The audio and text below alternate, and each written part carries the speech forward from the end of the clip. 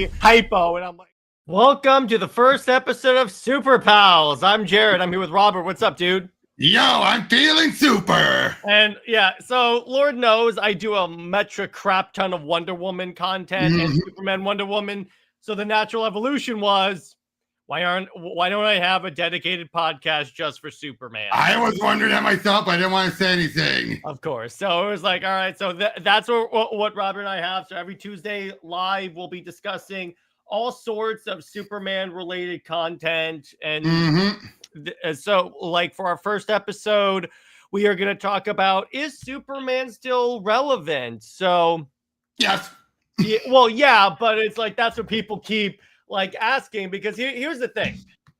I think it's like with this, the creators that like it, I think it has to do a lot with lazy creatives, really. I would say a bit of lazy creatives, but I also think it's a stigma that got built up and just wouldn't get dropped. Yeah, especially from pre-crisis. Yeah, because it's like if you look at like the other DC heroes, it's like it's because I think people get intimidated by the fact of Superman's powers, but forget it's like, yeah, it may be relatively difficult to challenge him like physically, but that's why you have characters like Parasite or even Lex Luthor, who challenges him more mentally. Yep, and Lois Lane, who challenges him romantically. I'm only kidding. I had to. But you have technically challenging Wonder Woman for the affection. Yeah, I know. But you have that, but you also have the fact, I think, because Superman is a power fantasy, but unfortunately for some, a power fantasy is taking over the world. Yeah, and that's or doing the power whatever they want. Yeah, that's where you get like a lot of like the creators that seem to think that making Superman relevant is making him evil. Either evil or an alien, and when they go too far to the other extreme. You mean like the way the super twits want him to be like they want him. So for those that don't know, Robert and I are very annoyed by the Superman fans on Twitter because yeah, go ahead. As a tourist. Yeah, exactly. Because here's the thing. It's like they constantly say that like they should go back to the pre-crisis status quo for Superman. And I go, oh, you mean the one that made the reboot necessary, saying that like, hey, our thing is like a mess. Our continuity is a mess. The one that was actually what Quentin Tarantino was talking about in Kal-El. Yeah, you want to go back to that? Yeah, nice. Yeah, exactly. Nice. That's what these people want. Because I've said this before and I'll say it again. But people keep saying, "Oh, Kill Bill, fun. Nerf him and make him a bit more beatable." You mean like what Gunn did? Yeah, exactly. That's the thing, though. Post-crisis did that. Yeah, in terms of power levels, Gunn's Superman was post-crisis Superman. Yeah, basically brought down to a more manageable level where he can be beaten, but he's still the strongest on the earth. It's just not like, I could hold a black hole in my hand. It's like, remember, even in the Gunn Superman movie, it opens up with the reason why he's like healed and stuff is because his bones are broken. Yep. Wait, what is Laura and Toss talking about? Whoa. I tell you, no, we're not saying it. We're not calling you a tourist, Taladia. What makes someone a tourist is when they act like know-it-alls. Yeah, when they act like know-it-alls or like advocate for Superman to be a certain way, but they don't read the books. We know you read the books. Yeah, exactly. We're not talking about you, man. We're talking, like I said, it's like, this is the DCU cyborg. Oh God, that was that's a prime example of a tourist. Someone who makes an absolute statement like that, and then it's like, I know what I'm talking about, and then when people call them out, it's like, no, you don't. And then it'll be like, yeah, I am. You answered, so that must mean it does matter. But anyway, going back to this, it's like. It's the other thing is like with Superman, it's like to a certain degree. And then wait, so hey, what's up, Cameron? Yep, premiere of the new show. But yeah, but there's like a lot of stuff in here. And see, the other problem with the Superman fan base is that everyone has like their version of Superman, which that's fine. Don't get me wrong. Fine. But then they treat it like that is the only valid form of Superman. Exactly. And again, when they say bring back, like, it's the same people saying bring back, got more emphasis on Krypton. That was the problem with pre-crisis. He was too alien. Well, at the expense of humanity. Yeah, Exactly. because it's like, again, with Superman, and the same thing in many ways with Wonder Woman, balance is everything. That's the key word with these characters. If you have proper balance, then guess what? Then you actually are able. Balance. Yeah. Sorry. Batman's a balance too between Batman and Bruce. Yeah, exactly. Because if it's too unbalanced, then you got like the wrong form of balance. Grant Morrison, yeah, I would say. Morrison, yes, but the rest of the people involved, arguable. I would say. I would say. Jeff tried to. I would say before like Savage Dawn and like the identity reveal thing. Yes. Yeah, you're right, and especially Jeff tried to definitely get back on track. Yeah, exactly. But it's like, but the point is with that, it's like and here's the thing with Superman. Here's the other part that like the I'm gonna call them the tourists don't realize. So a problem that Superman has from a perception is that he's too powerful. And you literally want to go to Silver Age, who sneezed a universe apart? A galaxy, but yeah, exactly. It was just like, achoo! Oh man, not again. Or he pulled a solar system on a chain.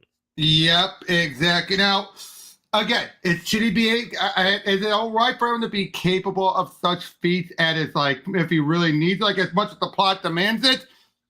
Yes, but you shouldn't have it be a regular Tuesday for him. That should be like a big, huge, unique event. Yeah, exactly. That's when it becomes a problem, when it's Tuesday. Yeah, when it's an average thing, it's like, yeah, of course. But you get what I mean by saying, like, for me, it was Tuesday. It's like, yeah, for that, it's just like, oh, I'm holding this black hole for a week or whatever. I'm sorry, I'm using that because that's a prime example. Him holding a black hole. Now, granted, when they showed it, he's like holding it like he's trying to keep it from breaking out. And so it was an effort, but he was still able to hold a black hole.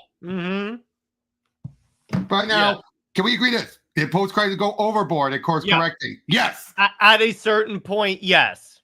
Yes, it did. Especially when it's like, Krypton, Earth is who I am. Krypton has made me like super is what I do. No, yeah, it was like Clark Kent is who I am. Superman is what I can do. I know. And just says some of his fans are toxic when it comes to versus debates. Gunn said Green Lantern could absolutely beat him, and some people wanted to tear his head off. And I go, theoretically, Green Lantern could if he found the right thing to use and caught him unaware. Like, there's multiple factors theoretically. Theoretically, yeah, but in my mind, it's like a little more rare that would happen. Plus, his Superman, probably, because his Superman is slightly weaker. Yeah, again, early post-crisis, probably. From Our World at War onward, no. Yeah, oh, no, not particularly Our Worlds at War. Now, I did like how Our Worlds at War made it clear he can only move a planet if he's supercharged, not, just regular. Yeah, exactly. Regular. That I prefer. Again, here's the thing people don't get. You can never go back to pre-crisis and be taken seriously. No. What was the thing about pre-crisis? Who was it mostly written for up until the 70s? Kids. Just kids. Just kids. That's why it's so ridiculous. That's why there's so much stuff you can't look and be like shooting little mini Superman out of fingers. Could you really accept that today? No. People be like, how does that work? Who cares? Yeah, For kids. Yeah, exactly. But I will say this, and this will go into my hot take for this. So I'll bring my hot take up a little early, if that's all right. Yeah. But real quick, Hal Jordan beat 2 Kryptonians. It's really dependent on the writer. Here's the thing. It's like, again, it's like Stan Lee. You say who would win? Whoever the writer wants to win. And as Gail Simone says, the fight isn't what's important. It's everything before and after the story. The fight is just a fight. Yeah, after all, that's part of why Dark Knight Returns is so big, because it's like that fight against with Superman and It's short. Batman.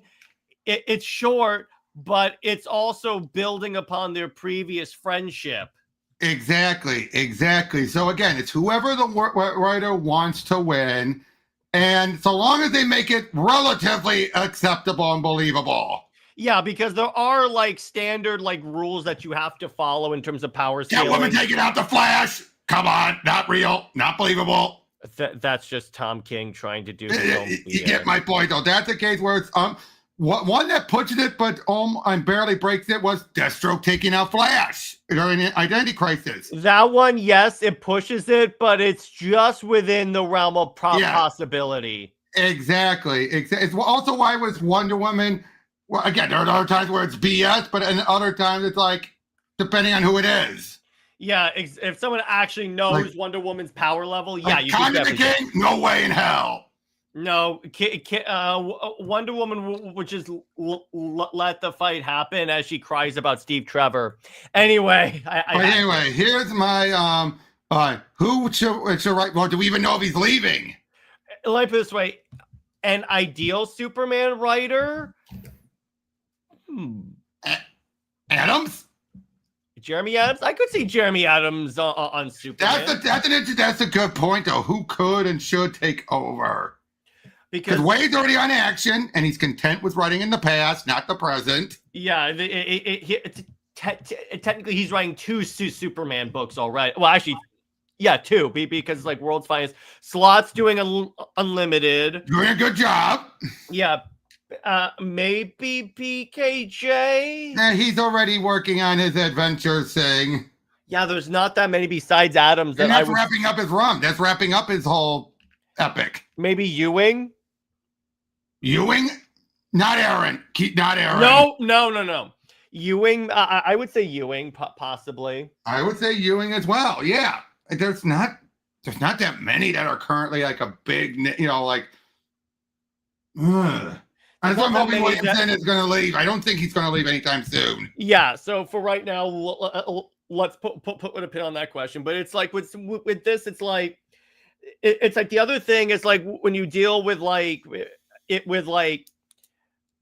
being called a fake fan. Like obviously I do all the time because I don't like Lois and think he should be with Wonder Woman. But now it's like.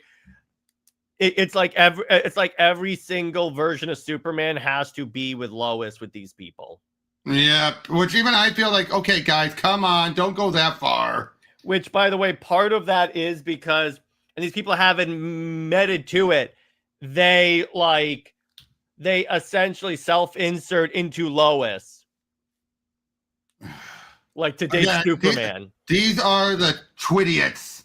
Yeah. Most of these are, because again, I'm telling you, I've said this before, in all my years, I've rarely seen those people. For a little joke, but it's also very relevant. They are to Superman like Tom King is to Wonder Woman. Mm-hmm. Those have it's a good thing they're not writing. Oh yeah. Oh, can you imagine Tom King on Superman? Well, I mean, here's the thing. I'll tell you, if there's one thing that could get him off of Wonder Woman, it'd be Superman.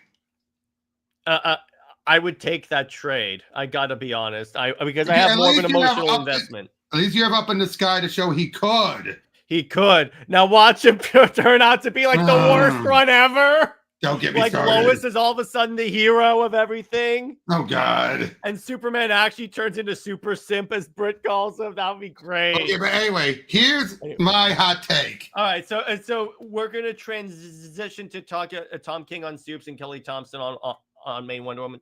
That could be fun. To Twitter, Lois fans are real toxic because they can't comprehend that without Clark, Lois has nothing going for her. I wouldn't go that far, but the point is, I would say that they think Lois is more central to Superman than he is. It doesn't help that they have stories like Injustice. Yeah, exactly. Anyway. So Robert's going to go first. We're also going to talk about our Superman hot takes. Yep, my hot take, which is connected to what we were talking about. I think the most perfectly balanced Superman, where it's an equal part of his love for Krypton and yet him still being Clark Kent, was post-Infinite Crisis. Yes, I love that story, that era. Yep, for everywhere from here, because you had Kurt's intent was to bring back more Silver Age stuff. Mm-hmm. I mean, he brought back the Super Brain. He brought back, Insect Queen, among other things. And it showed how it can work. Like the Super Brain, he thinks faster. He processes things faster. He's able to figure things out. It's not like he's an actual genius now. It's just his brain is more refined.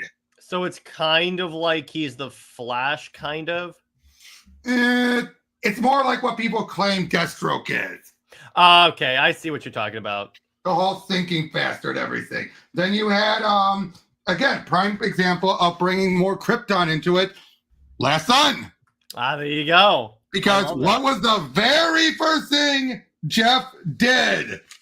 That, by the way, is from the comics. Is not from that was inspired by the Reeve movie. Is Jor-El the Jor-El AI? And here's so many tourists make the mistake. They think it's always been there. It never was until this story. That's the thing. It's like I had the same type of like experience with like the Lantern Corps, because I was like, because it's some stuff that you think would be like they are like all along, but it's like it seems so obvious, but then it's like, no, this actually was like a relatively recent thing, and I go, really? Yep. Then you had Bizarre World. You brought back the cubed world. By the way, in the current World's Finest book, I love that there was a pandemic going on in Bizarre World of a disease that makes everyone smart. Like, that is so bizarro. That's so bizarre. Oh. Well, yeah, but I'm saying it's like, that's the thing. Luckily, I hopped on that book at the right time. He was just starting the story. So it's like, okay, I like this a lot. This is fun. You had bringing back the Legion properly, and they had to be what they call the Retro Boot Legion, which was the pre-crisis Legion up until 5 years later, where that never happened. Yeah. Which I love that. Now, there's some detrimental stuff, like Toyman doing it at the expense of Hero. Yeah. Well, I'm sorry. That was one of the dumbest things that I feel like, really, Jeff? You could have getting rid of the P word, inside of Toyman. Yes, that's fine. Get rid of that. Yeah, exactly. But Hero, getting rid of Hero. Here's the thing about Jeff Johns. He has more of a track record of it working out in his favor. Let me be clear before I say this, but he has a tendency of just throwing crap out, throwing the baby out with the bathwater. Yeah. Now, again, a lot of the times it works for him, though. Getting rid of that Toyman makes sense, but why Hero? Yeah, exactly. That was the part that just felt like, really? Yeah, exactly. Yeah, and then of course, Brainiac. Oh yeah, I love that storyline. That's a good one. Yep. And then Robinson came on board, and he's brought in stuff like Atlas. Oh, I have that one. That's a good one. I like that one. Oh, one of the best Crypto issues. Is that the one where Crypto saves him and he goes, "He's the hero"? Yep, and then he's like, "Happy." Yeah, I love that. I love how we actually get his mind and everything. Again, it's just little words. Like, again, here's my hot take, my first one. Now, to be clear, I recognize the positive effect that the Reeves movies had on Superman as a character at the time and of the future.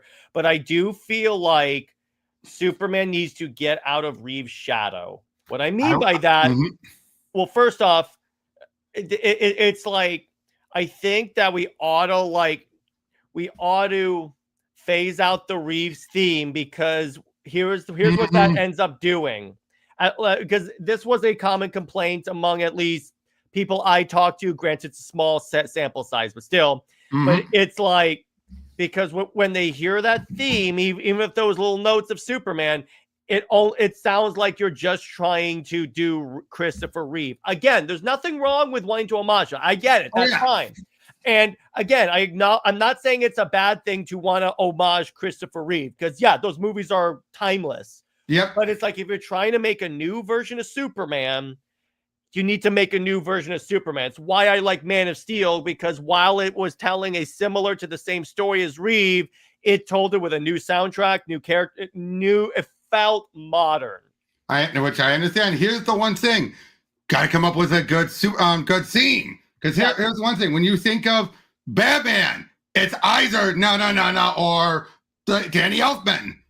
You know, the Elfman score was also heavily, like, at least homaged in the animated series as well. Well, that too. I would argue the theme for the Batman is getting to that point. It's getting there. I'll say this. I'll say this. It's better than the Nolan one, where it's just like dun dun dun. It's just like. Yeah, just want to have fun, Dan.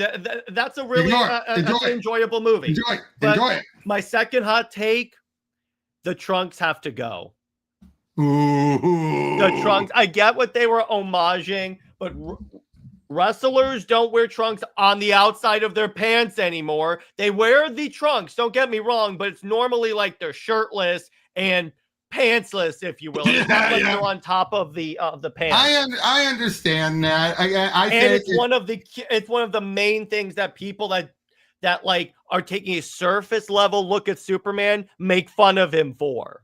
Oh yeah, why is his underwear on the outside? I personally feel that's where the issue is. All people do it just because of the jokes. Yeah, and it's like, if you're trying to make people not see Superman as the joke, you gotta move beyond that. Which, okay, I'd argue that. Now, as far as I'm trying, sorry. Real quick, my third one is New 52 Superman could have been salvaged if DC put the effort in. It could have. Could have. May I make an argument to that? Yeah. With how much damage was done, it would have taken more time than they probably were willing to put into it. Not necessarily. Okay, that's fair.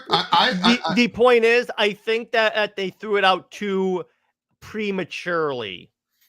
I say he was on life support when he was on life support, but they didn't have to euthanize it. In other words, I agree. That I can agree with. It was on life support with the potential of coming back. A good creative can like resuscitate a dead character practically. If you if you know what I'm saying. But here's the thing, though. You'd have to then, unless someone had the right pitch for it and everything, and something that could actually salvage it. It was, which I don't think many did. They would, probably, it was, what I mean? You can't just wait and pray and just hope, have them limp along. No, but you could put to tell your creatives who has the pitch for Superman. That's true. Or you go to creatives that have done relatively well with the character, like Sewell or anyone like that, and just say, hey, look, how at least can you show us how did you do it? Because when people think of New 52 Superman positively, chances are they're talking about you. It's either Grant or Sewell. One of those two. And it's like with the Grant thing, what's great about that is like that slots in easily to like most Superman eras. Oh, yeah. Well, if you and I recorded it, we haven't premiered it, but we've recorded our thoughts on it. And like we said before, it holds up really well, but it also is so different from where the New 52 went while he was working on it. Yeah, I know. And then my last point is the one that's the most obvious if people know me. He worked for the overall like symbolism of Superman.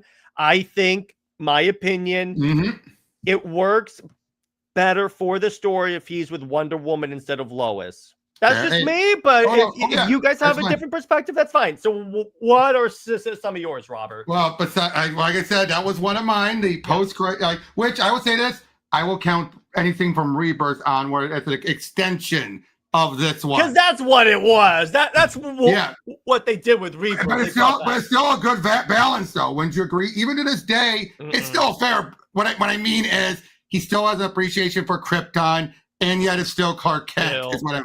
I just do not like that era of Superman, bro. All right. I'm just talking about the balance between Krypton and Earth compared to pre-crisis and post-crisis. I would believe that if there were not so many American flag like covers on that. All right. Okay. Went a little too far, in my opinion. For one portion by Tomasi, yes. I'm talking. What I mean by Rebirth, I mean up to today. So that includes today. you could argue Rebirth kind of ended on by Dan says it didn't enjoy Morrison on Superman. I like Jordan's on action. Oh, okay. The betrayal, Dan. The betrayal. But anyway, what I meant though was anything from Rebirth to today, it's pretty much the same Superman, and it was that right balance. Is what I meant. Mm-hmm. Because he does have that balance of he appreciates Krypton, but he looks at it, like it's that thing where he has a family on Krypton and Earth now. Yeah, and I acknowledge that, and that kind of works. But so what other hot takes do you have? Do you have any involving the Kents? Because I think you and I both have this hot take. I think I can speak for both of us when we think the Kents are extremely undervalued. Oh, especially extremely lately. Undervalued. Now, did some of that come about because he has a family now, so you don't need him as often? Yes, but they're still important. And again, what is with this hatred? I talked about this on my show before. What is with this whole, they deserve to die as soon as he becomes Superman? Honestly, bro, that's a new thing. And I'm like, where the hell did this come?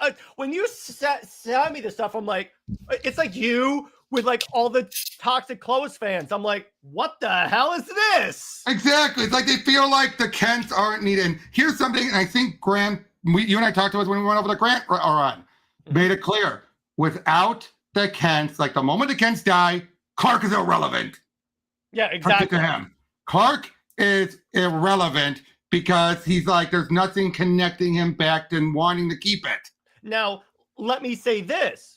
With New 52, because they killed the Kents, that is the one time I will admit that Lois and Jimmy and all those people serve as a link to humanity, but he doesn't have the Kents. Exactly, but given how much they pushed Lois like to a bare minimum, it was more Jimmy, and even Jimmy barely appeared. No, but I'm just saying, and that's the one, because you know I don't like when people say Lois, this is one link to humanity. This is the one time where I'll be like, okay, that you can kind of say that, but it's like it did feel like they were relying more on the Justice League being his link more than true. And Jay brings up a good point. The Kents compared to Lois, they are way more important because who Superman is because of because he comes as a baby or a fetus in the case of Byrne.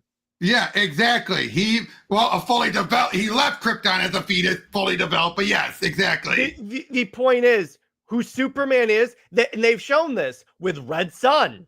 Yep, because they raised him well. Or on Apocalypse.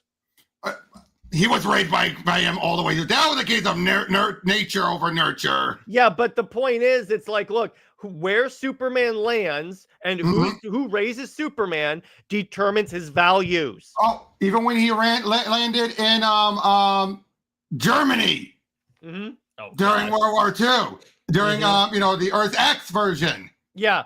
And by it's like Batman and the Charles Soule Superman and Wonder Woman run summarize this perfectly. He goes, hey, Clark, do you know why I've always felt comfortable working with you? Because no matter what, you will always see, as far as you are concerned, no matter how much evidence to the contrary, you're just a human that happens to have incredible powers. Yeah. As far as you knew, you were a human. Now I'll say this, NJ, you're right to a degree. But given what Grant showed, he was way too quick to drop being Clark and just come up with something else. It took Batman telling him, you did a lot, you're writing at Clark to make a difference, that Clark is not irrelevant. Yeah, exactly. It took a human to say, what does it say? It took Batman to tell you to be more human. Yeah, that's the funny part there. But that's the thing, though. Let's be honest, the main reason why it was so easy for him to drop it was because he didn't have Mom and Pa there. What would be the point? Yeah, exactly. So that's where it really gets to that point. It's like, look, it's Superman, like Wonder Woman, again, is that balancing act where you need a writer that gets both. Now, the writers that I think have gotten the balance the best are definitely not Byrne. I would say Grant, obviously, in Grant's version of it. I would say Wade, like Williamson, particularly Birthright, I think gets that very well. Williamson, Yeah, Sorry? Williamson very much. My favorite part of Birthright at the end is where Luther has that time machine and Clark can I finally made tell it. his parents, I made it. I always cry at that scene. I'm like, That was a great and fresh original moment. Yes, exactly. And I would say, actually, here's obviously Jeff Johns because Sacred Origin got that perfectly. And even Mark Waid as it relates to Action Comics and the Superboy stories he's telling right now. Before he lost his mind, Rucka. Yeah, I would say so. During his Adventures run. Yeah, exactly. But it's like it's the thing that's like you need.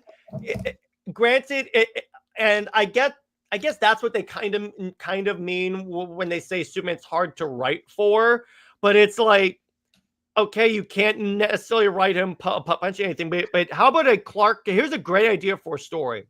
It involves minimal Superman. Clark Kent, he has to like covertly through his writing take someone down because Superman can't be seen attacking someone.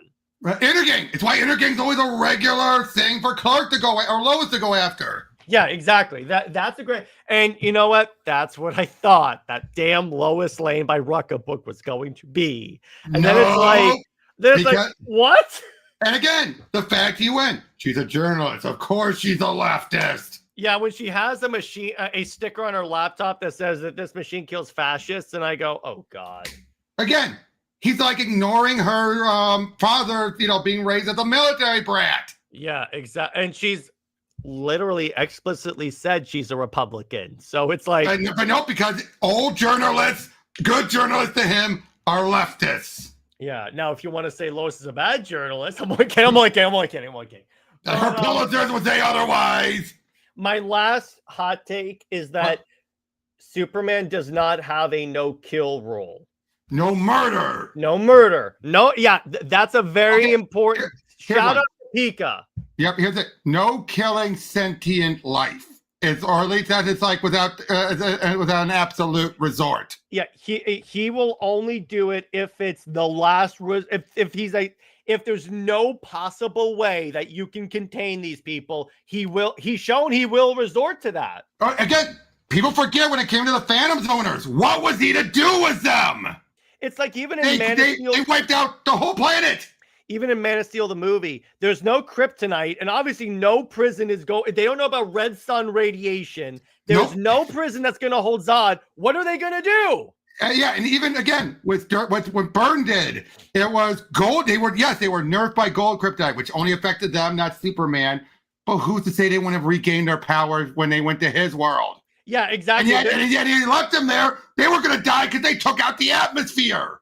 Yeah, exactly. So it's like you really have zero choices here. And I do love when they reference that in Superman Aliens, he won't kill the xenomorph.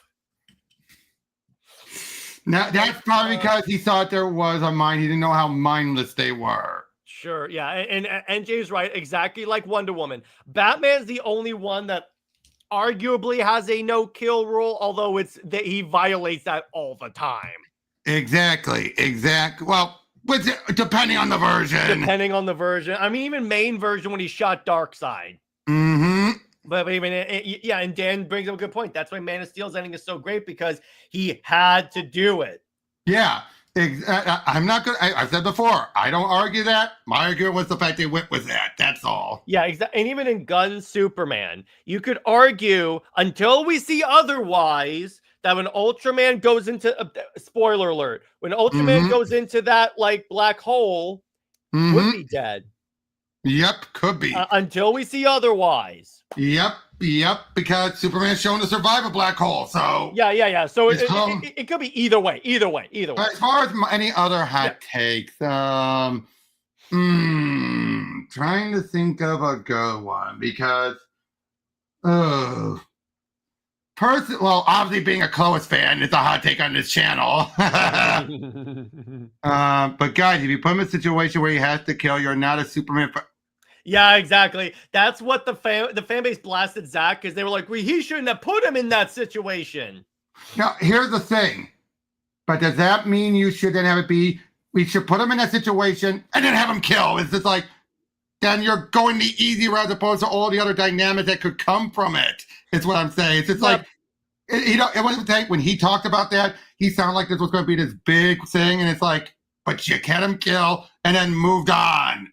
You didn't really. Again, he didn't have a chance to like True.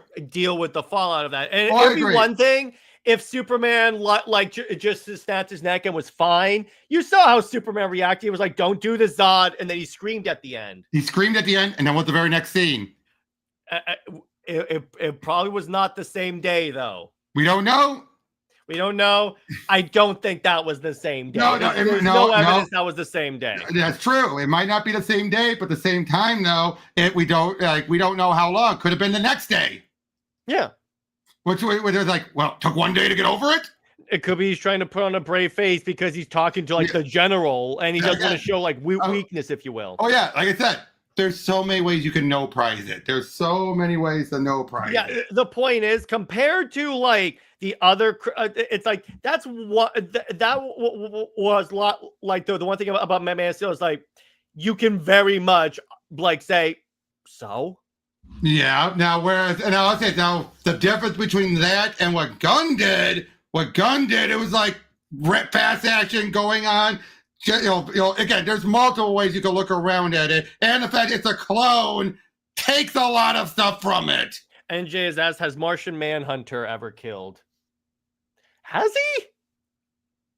Ooh, yeah, yes, he did kill that other Martian during Brightest Day. I think he has done it, but it has eaten at him. I will never forget how every time I watch Black Adam, I'm laughing because Hawkman of all people is saying heroes don't kill, and I go, brother, if there's one Hypocrite! if there's one hero, pop me kettle. If there's one hero that should not be saying heroes don't kill, it's Hawkman. Hawkman's like, okay, we're done. Given that, it'd be one thing if it was like Dr. Fate saying that, even though he is killed as well. But it's like Hawkman relishes in it. Now, I will also say that here's one thing I would definitely say. Superman's side, the argument levied against Superman in Infinite Crisis was one of the dumbest. You should have done more. You should have been a bigger inspiration. The last time you inspired people was when you were dead. That was so funny. Okay, great line. That was a great line. The other great line in that, though, is when Golden Age Superman is talking about how perfect his world is, and then Superman goes, "Perfect if it was world perfect, doesn't need a Superman." But and then he's like, "Oh wow, that's true."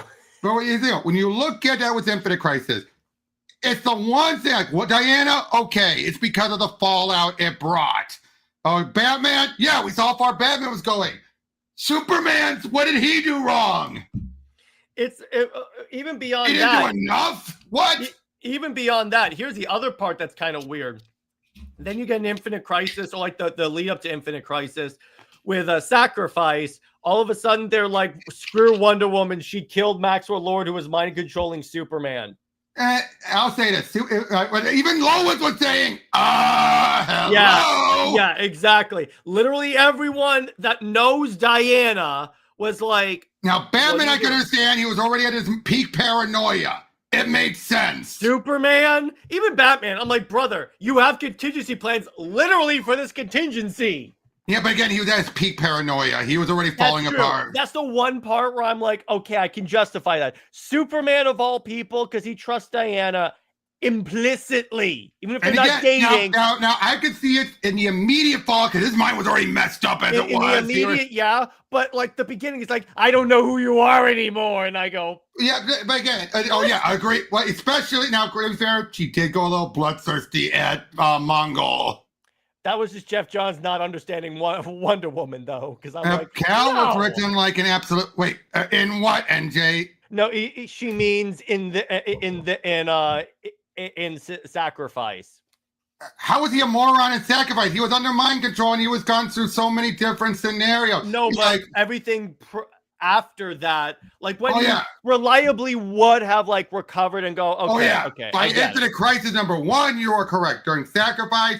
No, because you remember what happened, right? First, he was shown Brainiac killing all of his friends. Then it was Darkseid. Then it was Ruin. Yeah. So yeah, it's like Infinite. It's incredible. Infinite And Crisis. it was a friend. And it was a friend. Infinite Crisis is my favorite Crisis, but it also has some of the dumbest lines. Like Wonder Woman, you've been many things, but you've never been human. And I go, what? She worked at a fast food joint. She was an ambassador. Well, yeah, but I'm going for the fast food joint because that is something that, and she didn't look at it like it was beneath her. Yeah, exactly. At all. Or like she straight up murders Mongol, and I go, or tries to, and I go, I was going. What did you think I was going to do? I was going to pin him to the floor. Yeah, exactly. And I go, what? They had to put that in because there was outrage. It's like it's like, again, of all the characters that Jeff Johns can write so well, he cannot write Wonder Woman To save his life. No. He cannot write her to save his life. He is the one writer that if they announced he was coming to Wonder Woman, I would say I'll take Tom King. Okay, that's a little extreme. Yeah, Game Freakness says, I literally just made a video of how Superman 2 should go and how it would lead to Batman versus Superman. Okay, that was random, but okay. Congrats. Imagine Wonder Woman giving you extra fries. Oh yeah. That'll be very no, but the point is, she didn't see it as beneath her. Exactly. She looked at it like, hello, how may I serve you? Or it's like when like when Jimenez did the multiple days in the life issues, and it showed like she's playing basketball with people, she's skateboarding. She's like your typical not princess. Exactly. Which again, I love that. Well, your title is Superman and stuff. Yeah, but we're not talking about Superman 2. But I see what you're talking about. Enjoy it. Okay, here's a hot take. Okay. I feel Superman Returns could have been salvaged. Oh, that is a hot take. Oh, I said salvage. I didn't say as it is. Not great. All right. Let's go down that rabbit hole. How? One, put more emphasis on Lex. Yes. He was the best part. Drop the whole sun thing. Drop the land deal thing as well, because that's if you're trying to modernize the Reeves Superman, doing the exact same plot. It wasn't the exact same though. It was a different take, and it utilized the sun crystal in a way that we knew it could do. No, but still, it's like you want to create your own country. That's true. It's a land deal thing, and I go, what? Yeah, I will give it that, but the fact that it still involved Krypton was an interesting thing. Also, make the S on the chest. Okay, there's that. But I'm talking about from a story standpoint. She's from I'm looking at what Dave wrote. Yeah, exactly. But she's from a utopian society. She was talking about which ideally would view. Yes, exactly. Although before, what occupation do they have on the island?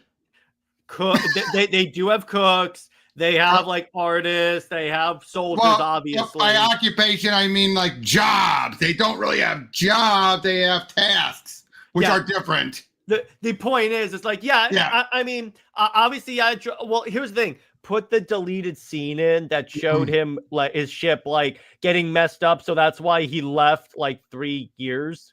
Well, more than that. It was like 10 years. Was it 5 or 10? I think it was 5. I'm like, explain. That's how he got lost. Because the movie makes him look like a deadbeat. No, it has to be 10 because the kid was 10. Oh, yeah. And it's like, when I told Britt this because she thought it was just deadbeat 10, I go, no, there was a deleted scene that shows 30 minutes, I think, or 10-minute scene. Either 30 or 10 or 30 minutes. It was a brief. The point is, it was a brief scene. Put that in there. And it explains, of course, he would have gotten home early. Yep. They think there was too much humor. I wouldn't say as much humor as I was expecting. If you're talking about Gun Superman, I would say he moderated him. There were a few jokes that kept repeating over and over and over again. Don't get me wrong. But it's like, compared to Gunn's other stuff, it was very tame. Now, I'll say the biggest one was Crypto attacking Lex. Why? Yeah, or Superman or Crypto constantly jumping on Superman. That's the most. The first time is like okay, but the second time when he's holding baby Joey, I go no. Now to be fair though, it did set up him going after his clone.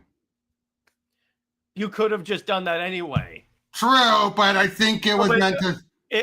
All Superman did was wrestle, and Krypto saw that like Superman was under attack. It wasn't like I always thought this is before the actually. It was after.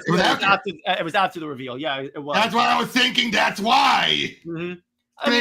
But they took too much emphasis on get the toy. They put too much emphasis on that one. Yeah, exactly. But anyway, as I was saying though, with Return, it was again the whole. It was they for whatever reason, and I know Singer said this somewhere. They wanted to appeal to the stay-at-home moms type of thing. Crowd, and it's like, why? Why were you so confident you were going to get Superman fans that you wanted to get a new set of fans? Yeah, because that's what these companies like Marvel that are constantly trying to get the new fan base don't realize. If you respect the old fan base, they will bring the new fans. Yep, exactly. Oh, Dave might have a point there. Krypto attacking. Yes, yeah.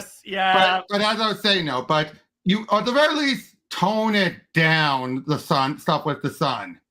Yeah, or it's like. And here's the other thing: don't have the new guy be such a good guy. Also, recast Lois. Okay. I don't like Bosworth. And I'm the guy, but I want to be clear. I hate comic Lois. I'm fine with movies and TV. I like Bosworth. The one in this one was great. Yep. But it's like, in return.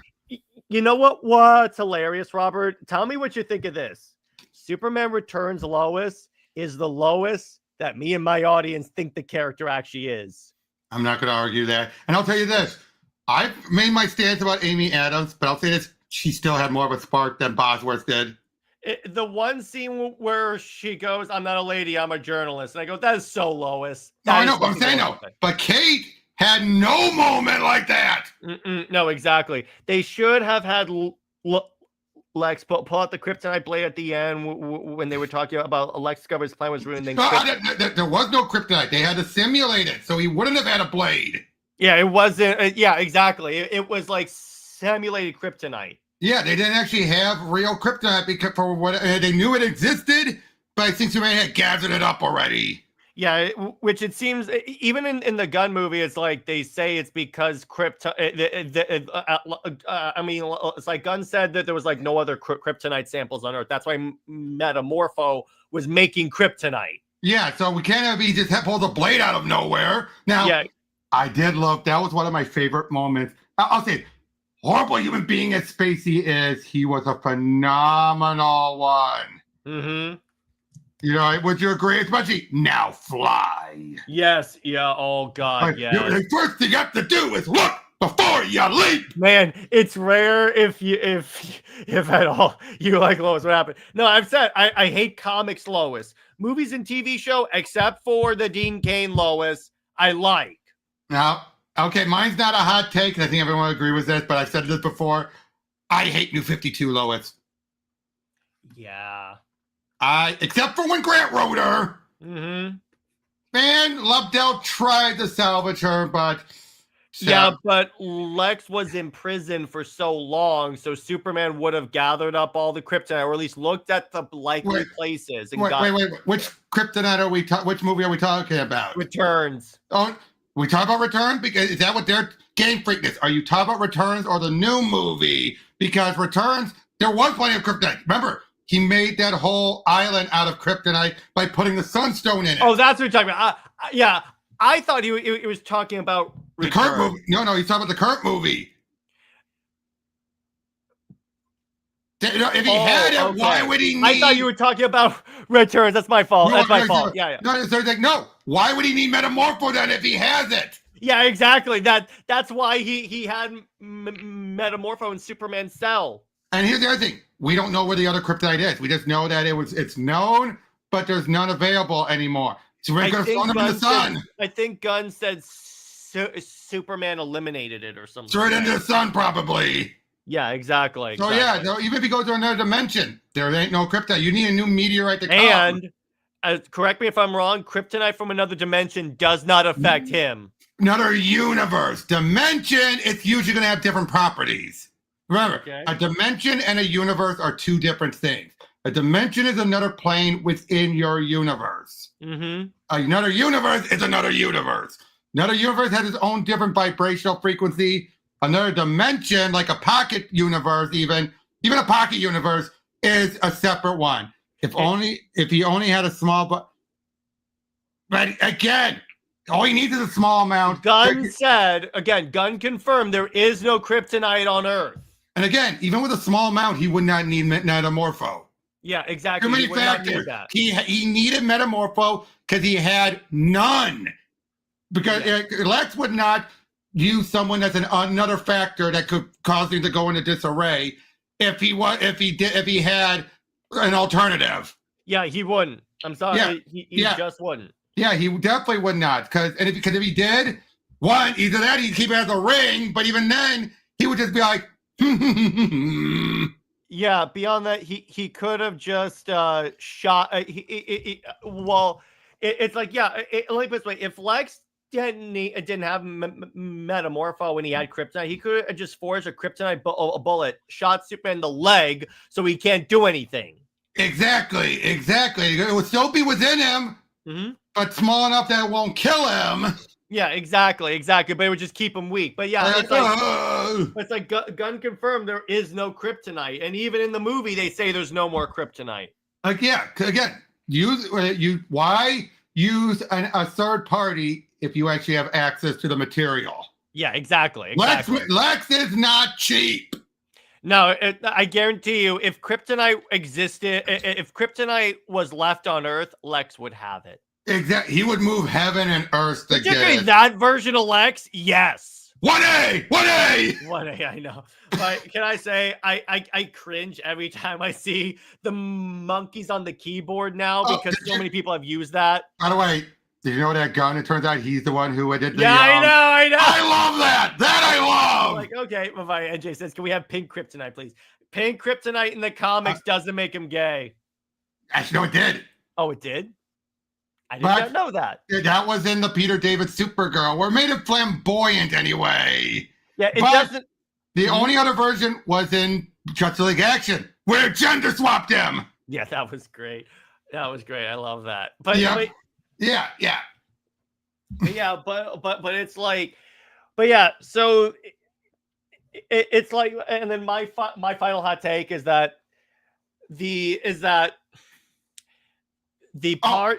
Yeah, the part that will forever, in my mind, make Man of Steel the better Superman movie is the Krypton part. Fair enough. Like the not making Krypton evil. Also, there could have been a scene where Lex is making Superman clone. He had a bunch of it, and he tried to kill them when they went against him. But again, there is no kryptonite on Earth. Gunn confirmed this even before the movie came out. Yeah, game freakness. You're trying to dance around it when it's been confirmed. And again, there literally is no kryptonite. It makes more plot holes. It makes more. Your ideas make more plot holes. And Gunn confirmed the excuse that I'm saying that like Superman got rid of it is Gunn's statement on it. Yep, and I'll say that now. And a new all you need is a new asteroid to come. All you need is a new asteroid or a Brainiac have it. Speaking of that, it's heavily implied that Brainiac's gonna be the Man of Tomorrow thing. He could have picked up a shard of Krypton because that's what kryptonite is, or a kryptonite light or beam. Exactly, and then use that. That's how you could get that. Yep. Oh wait, I had one more hot take in my own. Here's what they by Robert. In that case, what if Brainiac depowers Superman with kryptonite, and Superman has to put on a raptor suit? By raptor suit, I mean okay.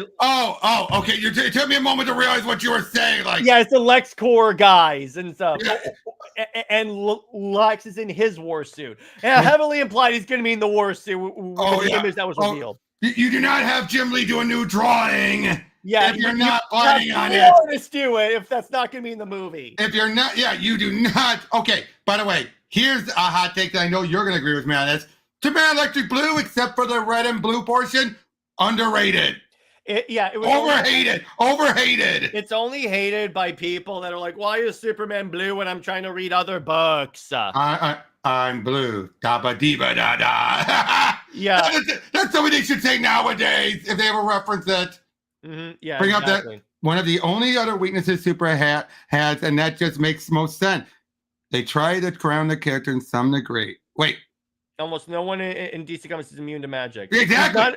Yeah, exactly. Well, it's not like he's vulnerable to magic. Just magic will affect him. Exactly. Basically, magic cuts through his defenses because he's not, invulnerable to magic. Because him being people mix it up all the time. Yeah, but here's the difference. Him being weak to magic means that magic would like affect him like kryptonite does. Like, for example, Shazam punching him would punch him with the same force it would do anyone else. Now, Superman could take it still, but... Now, it's like Wonder Woman's sword could cut Superman. It's done it before. That's what it means. It means it just cuts right through him, and he can be turned into something by magic.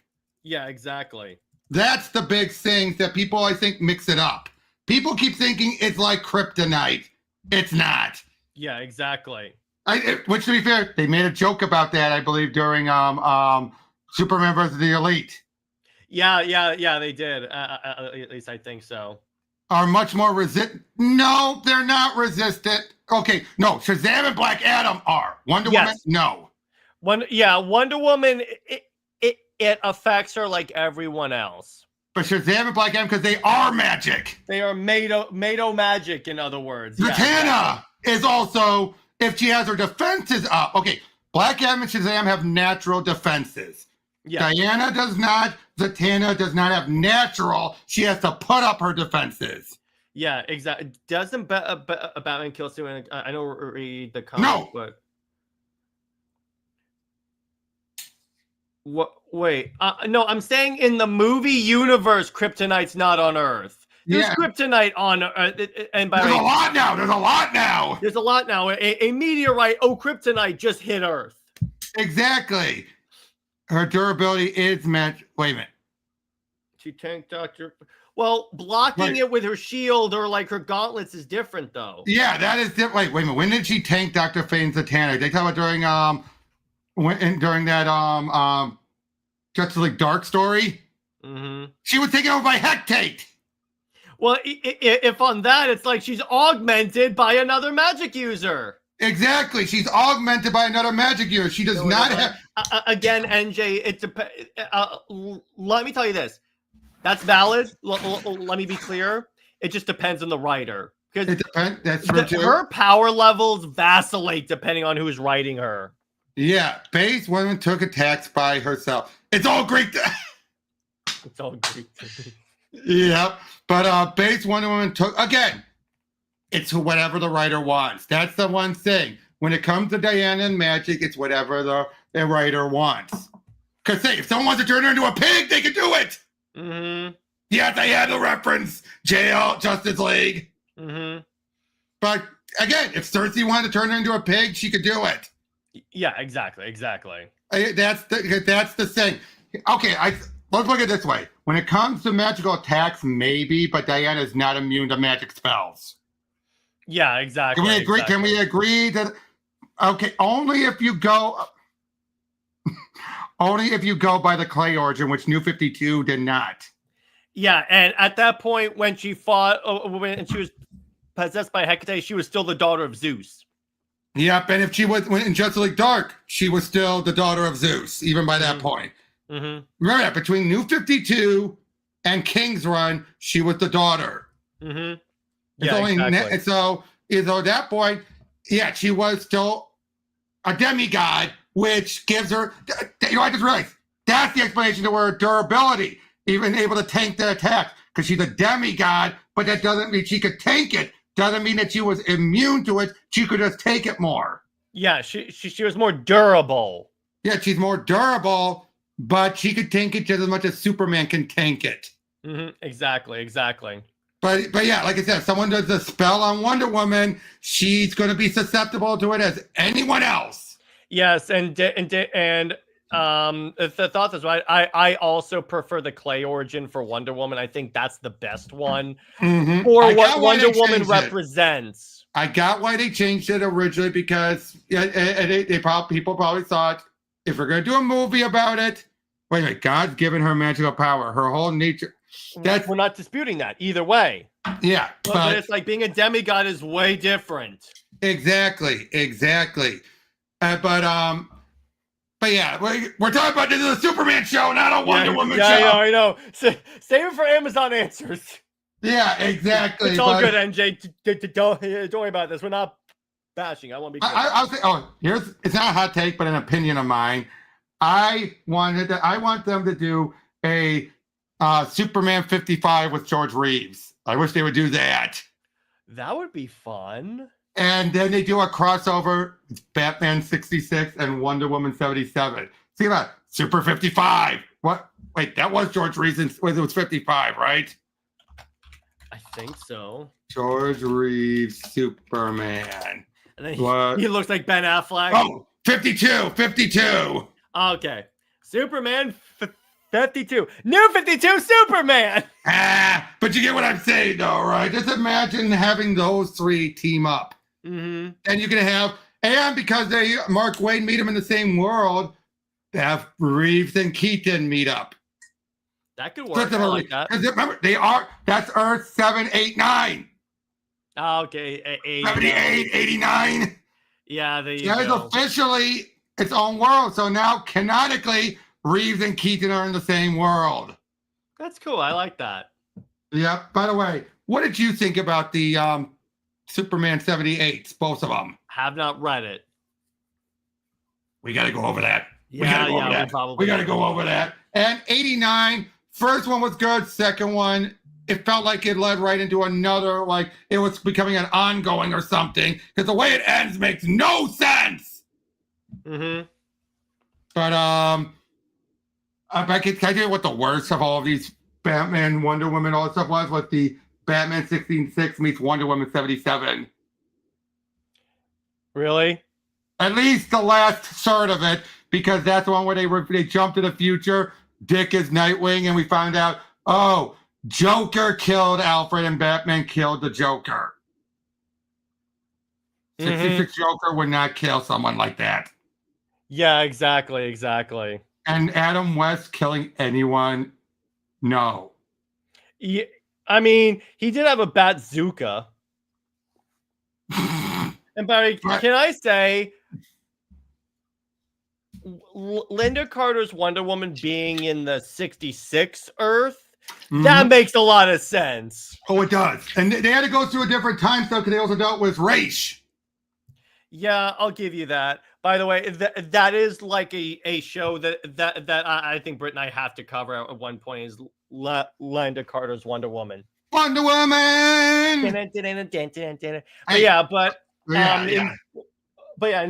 Let's give one more, like, okay, so in conclusion. I got my general thought instead of a hot take. Yeah, general thoughts is like, it's like in my mind, no character is hard to write. You just need the right difficult creator. Yes difficult. It's debatable. My point is you just need the right, because the right creative will do it. Look at George Perez on Wonder Woman. Yep, look at Perez on Wonder Woman. Look at Jimenez on Wonder Woman. You also need editorial support, because as much as I don't like post-crisis Superman, well, let me put it this way. It's not like I don't like him.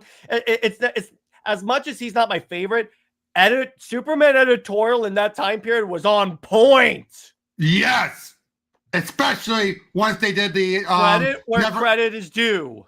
Especially once they did the triangle numbers. Yeah, when they literally had editorial meetings to determine what's the year's worth of story gonna be. And that's what they had when they and I always loved the death. That was a running gag when they had nothing, like Superman died, but because they were so salty, they're like, yeah, Let's kill him. But I love where Carlin was like, Okay, wise guys. Well, and people say, I can't believe they're going to kill Superman. He goes, when's the last time you bought a Superman book? And he goes, I haven't bought in years. I didn't kill him. You did. Exactly. I'm like, he's not wrong. He's not wrong. And that's the thing. If pre-crisis sold so well, they wouldn't have needed post-crisis. Yes, exactly. That's the other point. And it's like, they wouldn't have let Byrne go completely like grounded Superman. Mm-hmm. Wait. A powerful Sonic. Yes, that. If his ears are open for the listening to the sound, he can, and then it catches him off guard. Yeah, it's like not necessarily bring him down, but maybe rattle him. I would say. No such thing as a bad kid. Yes. Just there are some characters that I think are unsalvageable, like a certain daughter. But yeah, I see what you're saying there. But yeah, give her the right writer. Give her the right writer. Is she worth it? No. Anyway, let's wrap up. But concluding thoughts: get the right creative on Superman. Mm-hmm. And he will be. Look what happened with the current writing team. It's some of the best Superman's been in a long time, and he's selling. Well, yeah, he was selling enough to make a third book, third ongoing. True, exactly. But yeah, so obviously, as I mentioned before, this is gonna be a regular podcast every Tuesday live, where Rob and I will talk about any other topic. But yeah, so Robert, where can we find you, and what have we got coming on your channel? Check out the link down below. Pro Teachers Noob. I got plenty of PTNs in the can. As soon as I'm done with my Bond retrospective, I'll get back to game streaming, and I gotta be editing the Bomb Queen stuff that me and Brett have gone over, and trust me. I Britt told you, but it's a pain in the butt having to censor all that. I bet it's going to be. I don't envy you, brother. Mm-hmm.